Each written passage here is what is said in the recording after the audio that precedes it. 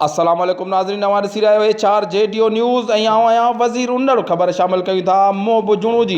मूंखे तक जे अॻूणी MPA ऐं उन जे मैनेजर मां कूड़नि केसनि कराइण जो ख़तरो आहे।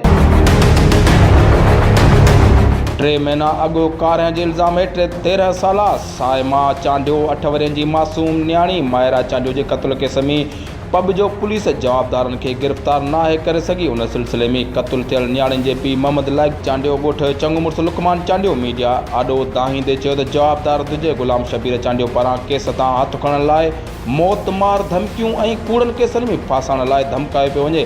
हिननि चयो त हिन धमकियुनि जी ॼाण SSP ऐं हद जे पुलिस थाणे जे SHO खे ॾिनी आहे। जेकॾहिं असांजे जान खे को नुक़सानु थियो त उन जे ज़िम्मेवार अॻूणो MPA सैयद फसी अहमद शाह संदसि मैनेजर आफ्ताब अहमद मीमणे वॾेरो गुलाम शबीर चांडियो ते हूंदी। हिननि मुबैना इल्ज़ाम हयो त क़त्ल वारे वाक़े में जवाबदार जिन में गुलाम शबीर चांडियो उमर मिठू दिली जान गुलबहार खे मज़कूरा बाअसर माण्हुनि पनाह ॾिनी आहे। हिननि इंसानी हक़नि जे तंज़ीमुनि Bilawal Bhutto Zardari SSP IG Sindh police समेत बस वारनि खां तहफ़ुज़ ॾियण जी अपील कई आहे।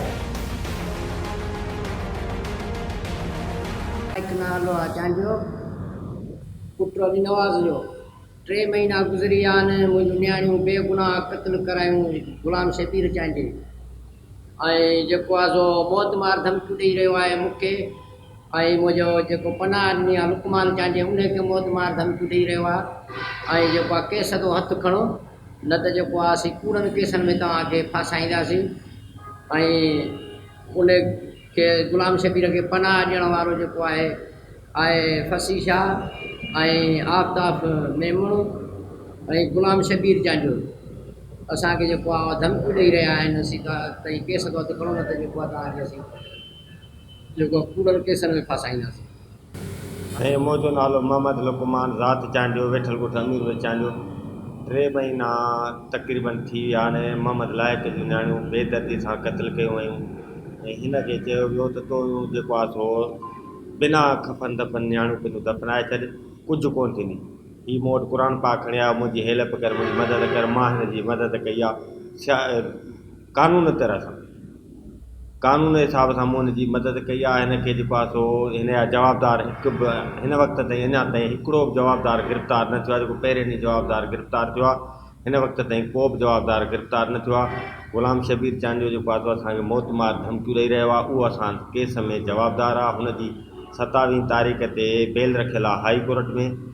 हाणे जेको आहे सो हू माण्हुनि खे चवे पियो त मां जेको आहे सो हिननि ते को हथनाट करे कूड़ो केस करे कंहिं माण्हू खे धक हणाए ऐं हिननि खे कूड़े केस में मां फासाईंदुसि। इन जे करे मां हीअ प्रेस कयां पियो त जेको महिरबानी करे असां सां इंसाफ़ कोन्हे। असां ते कूड़नि केसनि में मूंखे धमकियूं ॾेई रहिया आहिनि, मौत मार धमकियूं। जॾहिं बि केॾो मां निकिरां थो त मुंहिंजे लाइ माण्हू छॾे पियो रस्तनि में त किथे न किथे मां हिननि खे मारायां। ऐं हिन जो पनाहगार सभिनि जो जेको आहे सो असांजो अॻूणो MPA फसी अहमद शाह आहे ऐं जेको आहे सो हिननि जी पुठ भराई करे रहियो आहे लोफरनि जी। ऐं जेको आहे सो असांखे ख़तरो आहे हिन जो जेको मैनेजर आहे उहो चालबाज़ आहे, उहो चालबाज़ी करे असांखे जेको आहे कूड़नि केसनि में फासाइण जी जेको आहे धमकियूं ॾेई रहियो आहे। मां अहिड़ो इतलाह SHO पबजो खे ॾेई चुको आहियां ऐं ASP शहीद बेनज़ीराबाद जे मां मैसेज कयो आहे असां सां इंसाफ़ कयो वञे, असांजा जेके जवाबदार आहिनि असांजा जवाबदार गिरफ़्तार कया वञनि ऐं हिन ग़रीब मज़लूम सां मदद कई वञे। हिन ग़रीब सां तमामु घणो ज़ुल्म थियो आहे ऐं जेको आहे सो इन जे लाइ असां अपील कयूं था IG सिंध खे, असांजो वज़ीर आला सिंध उनखे मां अपील कयां थो, SSP शहीद बेनज़ीराबाद, DIG शहीद बेनज़ीराबाद सभिनी खे मां अपील कयां थो महिरबानी करे हिन ग़रीब सां इंसाफ़ कयो वञे। असांखे जेको ख़तरे जो धमकियूं ॾिनियूं पियूं वञनि असांजो बि इंसाफ़ कयो वञे। HR जेडीओ न्यूज़ में फ़िलहालु एतिरो ई। वधीक ख़बरुनि अपडेट्स लाइ ॾिसंदा रहो HR जेडीओ न्यूज़।